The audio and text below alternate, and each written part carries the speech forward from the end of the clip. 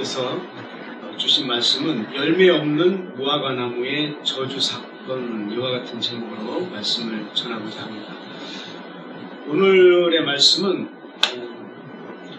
예수님께서 고난주간의 둘째 날인 월요일에 있었던 예수님의 성전 정화 사건을 다루고 있는 12절에서 17절의 말씀과 함께 이어지는 그런 말씀인데요. 무화과 나무가 열매가 없음을 보시고 예수님께서 저주하신 사건을 말씀하고 있습니다. 그런데 이 사건은 오늘 우리가 읽은 말씀뿐만이 아니라 마가복음 11장 12절에서 14절의 말씀, 그리고 또 20절에서 26절에도 비슷한 내용으로 언급을 하고 있습니다. 하나님께서 이 말씀을 하신 것은 열매가 없음을 통해서 무화과 나무를 저주하신 그런 내용인데 18절에 우선 보겠습니다. 예수님께서 이른 아침에 성으로 들어오셨다라고 기록하고 있습니다. 여기서 이른 아침이라는 말은 달이 새자마자 혹은 매우 이른 새벽을 나타냅니다.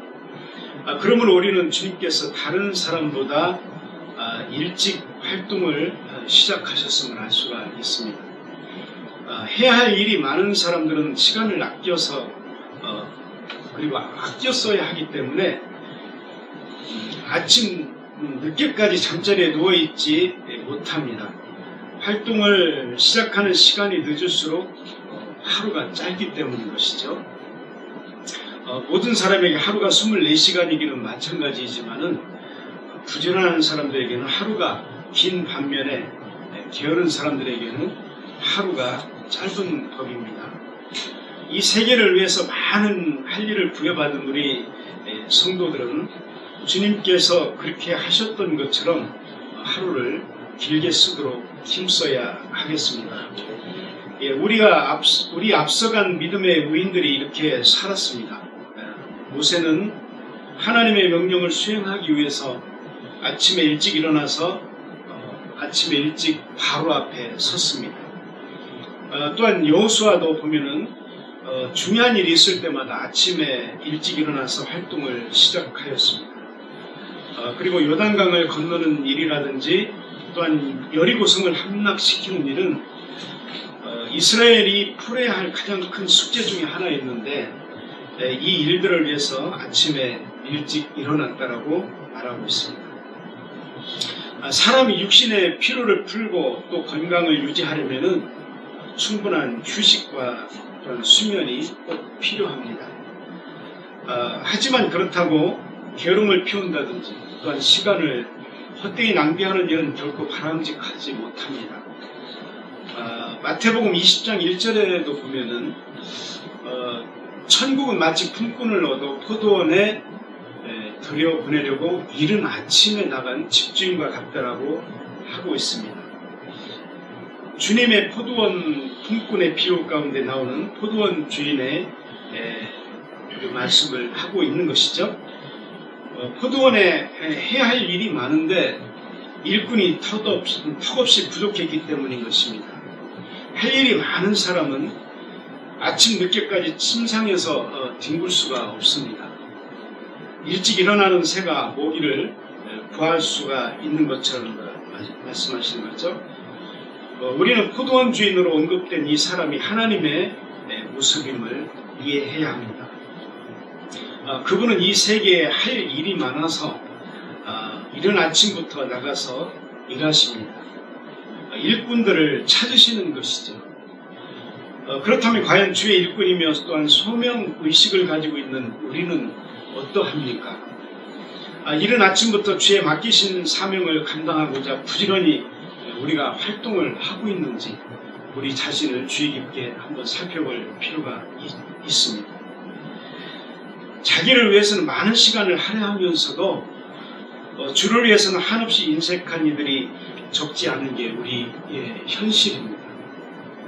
너나 할 것 없이 대다수의 성도들이 이와 같은 모습으로 살아갑니다. 회개가 요구되는 일이요 부끄러운 모습입니다. 우리는 바울처럼 진정으로 주님을 사랑하고 위하는 성도라면 무엇보다도 주를 위해서 먼저 시간을 드리는 여러분들과 제가 되기를 바랍니다. 19절에 보면은 주님께서 한 무화과나무를 저주하신 그런 사건이 나옵니다. 아침 일찍 예루살렘 성으로 들어가시던 예수님께서는 시장길을 느끼셨습니다. 아마도 아침 일찍 활동하시느라고 식사를 거르셨던 것 같습니다. 마침 주님은 길가에서 잎이 무성한 무화과나무를 발견하시고 혹시 열매를 얻을 수 있을까 하여서 그리로 가셨습니다. 그러나 주님은 그 나무로부터 아무런 열매도 얻지 못하였다라고 말씀을 하고 있습니다. 이에 주님은 그 나무를 저주하여 다시는 열매를 맺지 못하도록 하신 것입니다. 그런데 무화과나무는 보통 5, 6월 달에 열매를 맺어서 9월과 10월에 수확을 하게 됩니다. 하지만 무화과나무는 빠르면 4월 이전에 잎사귀를 내기도 합니다. 저도 저희 그 처가에 갔을 때 저희 처남이 무화과나무를 하나 줘서 그걸 고이고이 갖다가 이제 햇빛도 주고 또 물도 주고 그랬는데 첫 해에는 무화과를 많이 열었어요. 그래서 맛있게 따먹었는데 그 다음 해에는 제가 관리를 잘못해서 그랬는지 물을 열심히 줬는데도 불구하고 무화과를 한 개도 따지 못했어요. 예. 그 말씀을 보면서 제가 저희 집에 있는 무화과나무를 바라보면서 오늘 말씀하신 것처럼 저 무화과나무가 왜 열매를 하나도 맺지 못했을까 그런 생각을 해본 적이 있습니다. 예. 무화과나무는 오늘 보면 잎사귀를 내면서 열매도 함께 맺는 것인데 오늘 주님은 그때 당시 시기적으로 아직 무화과나무가 본격적으로 맺힐 시기가 아님에도 불구하고 잎이 무성하였던 까닭에 혹시라도 열매를 맺었을까 하여서 무화과나무 앞으로 가셨으며 열매가 없자 나무를 저주하신 것입니다. 그러나 여기서 우리가 한번 생각해 볼 것이 있습니다. 예수님께서 우리의 머리털 하나라도 다 세심받으시고 우리가 집에서 교회 올 때까지 우리의 발걸음을 다 하나하나 계산하시는 하나님께서 예수님께서 이 무화과나무가 열매가 있는지 없는지 과연 모르셨을까요? 예수님께서 저는 그렇게 생각합니다. 예수님께서 전지하셔서 알지 못하는 것이 없으신 주님께서 무화과나무에서 열매를 얻지 못했다라고 해서 나무를 저주하신 것은 납득하기가 어려운 부분이 있다는 것이죠. 그러므로 우리는 여기에 다른 목적이 있음을 알아야 합니다. 그것이 무엇입니까? 바로 성도는 경건의 모양과 능력을 함께 갖추어야 한다는 것입니다. 지금 현재 이 무화과나무는 경건의 모양만 갖추었다는 것이죠. 경건의 능력을 갖추지 못했다는 것을 오늘 여기서 중요하게 말씀을 하고 계시는 건데요. 앞에서도 말씀을 드렸다시피 무화과나무는 잎과 열매를 동시에 맺는 그런 특성이 있습니다. 그럼에도 불구하고 잎만 무성하고 열매가 없다면 그것은 무성한 잎을 보고 열매를 구하는 사람을 기만하는 그러한 것입니다. 마찬가지로 성도에게 경건의 모양은 있으나 경건의 능력이 없다면 그것은 그에게서 신앙의 열매를 기대하시는 하나님을 기만하는 그러한 행위입니다. 이에 주님은 잎만 무성하고 열매가 없는 무화과나무를 저주하심으로 경건의 모양만 있고 능력이 없는 그러한 자들을 경고하신 것이라고 하겠습니다. 물론 이는 당시 형식주의와 외식주의에 빠져서 경건의 모양만 있고 경건의 능력을 상실한 이스라엘에 대한 예수님의 직접적인 경고였다라고 할 수가 있습니다. 당시에 6월절에 예루살렘에 200만 명이 넘는 많은 사람들이 운집할 정도로 외적인 그런 면에서 본다면 그때 당시에 신앙의 부흥이 있었습니다. 그러나 앞에 그 성전 정화 사건에서 보았듯이 그들은 내적으로는 경건의 능력이라고 하는 그러한 것은 전혀 찾아볼 수가 없었던 것입니다. 이에 주님은 열매 없는 무화과 나무를 저주하면서 경건의 모양만 있고 능력이 없는 이스라엘 자체와 종교에 대하여 파산 선고와 함께 심판의 선고를 주신 것입니다. 그런데 중요한 것은 이 경고는 오늘 우리를 향해서도 동일하게 주시는 그런 경고라는 것입니다.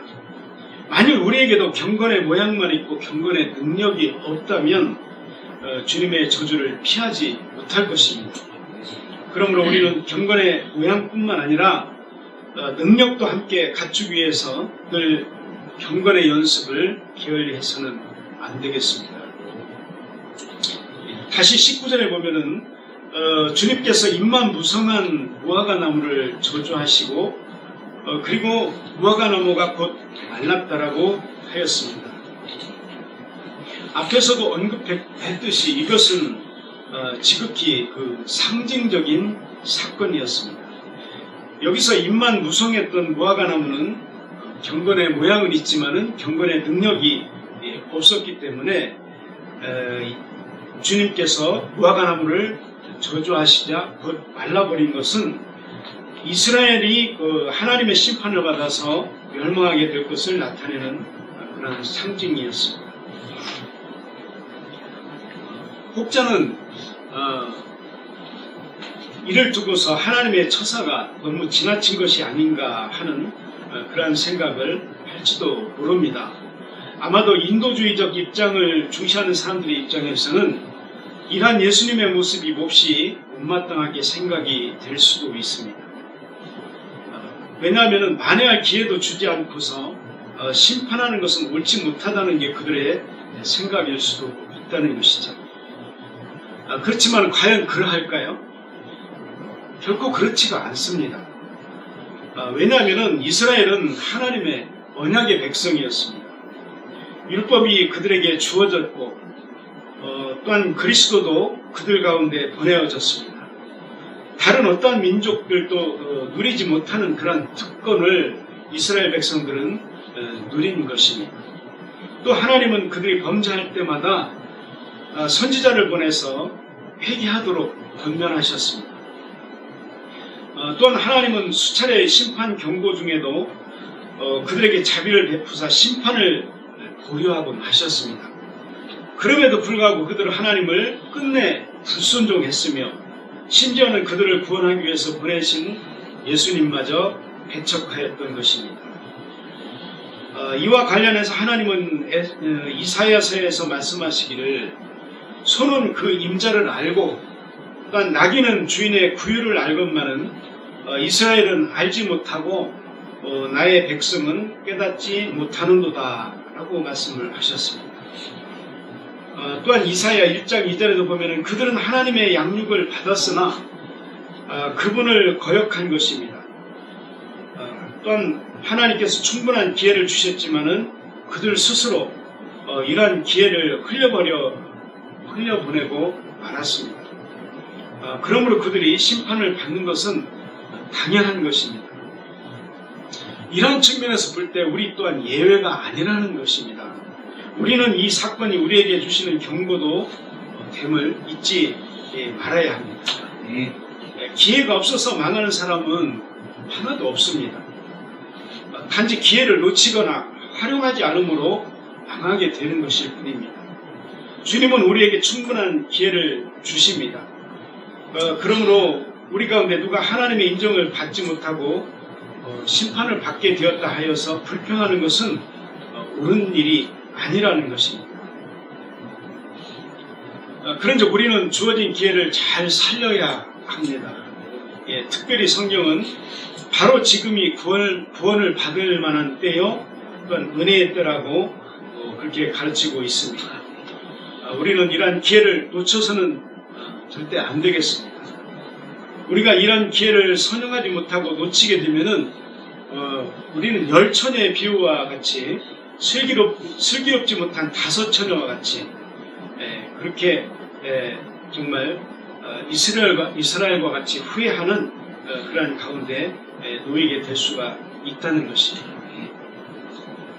21절을 보면은 예수님께서 무화과나무에 그 생긴 일을 예를 들어서 믿음이 지닌 위대한 능력을 제자들에게 교훈하신 내용입니다. 여기서 주님께서는 믿음이 있고 의심치 아니하면 이 무화과나무에게 된 이런 일을 할 뿐만 아니라 이 산더러 들려서 바다에 던지우라 하여도 될 것이라고 말씀을 하셨습니다. 예, 참으로 놀라운 말씀입니다. 믿음의 능력이 얼마나 큰지를 잘 보여주고 있습니다. 그런데 많은 사람들이 주님의 이러한 말씀을 실제적인 말씀으로 받아들이지 않고 단지 믿음을 강조하기 위한 말씀 정도로만 받아들입니다. 즉 주님이 말씀하셨음에도 불구하고 인간이 그것을 부인하는 것입니다. 성도 여러분, 우리는 주님의 말씀을 실제적인 것으로 받아들여야 합니다. 예. 우리에게 하나님을 의심하지 않는 생명력 있는 그런 믿음만 있다면은 산을 명하여 옮길지라도 옮겨지는 역사가 일어날 수 있음을 확신해야 합니다. 우리 마태복음 17장 20절 그리고 마가복음 9장 23절 그리고 빌립보서 4장 13절을 우리 다 같이 한번 이 말씀을 생각하시면서 같이 한번 읽어보도록 하겠습니다. 자, 시작. 이르시되 너희 믿음이 작은 까닭이니라. 진실로 너희에게 이르노니 만일 너희에게 믿음이 겨자씨 하나만큼만 있어도 이 산을 명하여 여기서 저기로 옮겨지라 하면 옮겨질 것이요 또 너희가 못하는 것이 없으리라. 예수께서 이르시되 할 수 있거든이 무슨 말이냐. 믿는 자에게는 능히 하지 못할 일이 없느니라 하시니 내게 능력 주시는 자 안에서 내게 모든 것을 할 수 있느니라. 아멘. 이렇게 말씀을 하고 계시죠. 그러므로 그 믿음은 모든 것을 가능케 하는 그러한 능력인 것입니다. 우리에게 믿음만 있다면은 못 이룰 것이 없습니다. 물론 우리가 기도한다라고 해서 산이 옮겨지는 것과 같은 일이 항상 일어나는 것은 아닙니다. 만일 그렇게 기도한 대로 산이 옮겨지고 항상 그런 일이 일어난다고 하면은 어떻게 되겠습니까? 하나님께서 정하신 자연 질서가 파괴가 되어서 큰 혼란이 생기게 될 것입니다.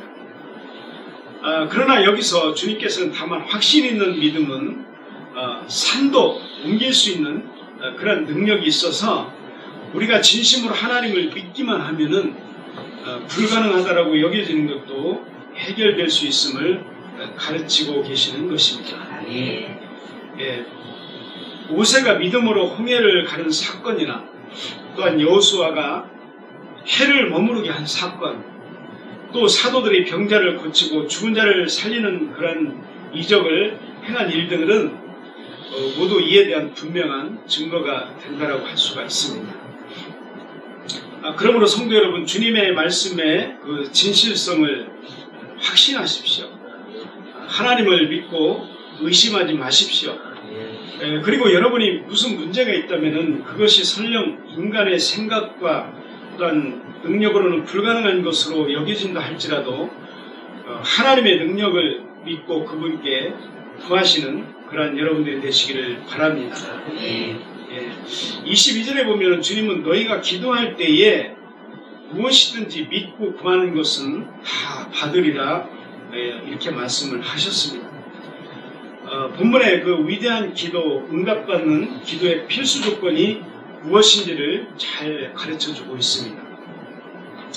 잘하는 기도는 말이 많거나 또한 아름다운 문구들을 적절히 사용하는 그러한 기도가 아니라 하나님의 응답을 받는 것이 기도인데, 주님은 믿음으로 구할 때 다 응답을 받게 된다라고 말씀을 하고 계심으로써 위대한 기도의 필수 조건은 믿음인 것을 가르쳐 주셨습니다. 많은 사람들이 열심히 기도를 하면서도 응답을 받지 못하고 있습니다. 기도를 위해서 바치는 시간이 짧거나 또한 기도하는 방법에 문제가 있어서가 아니라 믿음이 없다는 게 가장 큰 문제인 것입니다. 기도는 하나님을 믿는 성도들로 하여금 어떠한 일을 할 수 있는 능력을 가지게 하는 수단인 것입니다. 따라서 우리가 구하는 것은 우리가 받지 못했다면 그 기도에 어떤 문제가 있는 것이 분명합니다. 우리의 기도는 단지 구하는 선에 머물러서는 안 됩니다. 주님께서는 구하는 이마다 얻을 것이라고 분명하게 말씀을 하셨습니다. 우리가 무엇을 구하든지 조건만 맞춘다면 응답은 즉시 오게 되어 있습니다. 그리고 그 요건들 가운데 중요한 한 가지가 믿음인 것입니다. 마가복음 11장 24절에서 보면은 주님은 그러므로 내가 너희에게 말하노니 무엇이든지 기도하고 구한 것은 받은 줄로 믿으라. 그리하면 너희에게 그대로 되리라. 이렇게 말씀을 하셨습니다. 기도에 있어서 믿음이 차지하는 비중이 어느 정도인지를 잘 알게 하시는 그런 말씀입니다.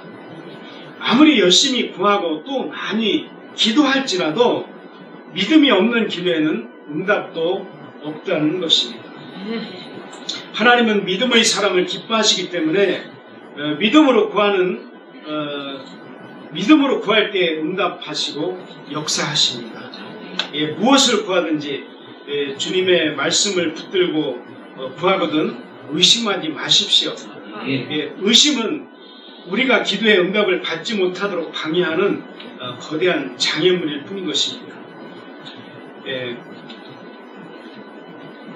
여러분, 지금 현재 나는 이런 기도를 할 때 내 자신이 제대로 기도하고 있는지 다시 한번 확인해 봐야 하는 그런 시간이 되시기를 바랍니다.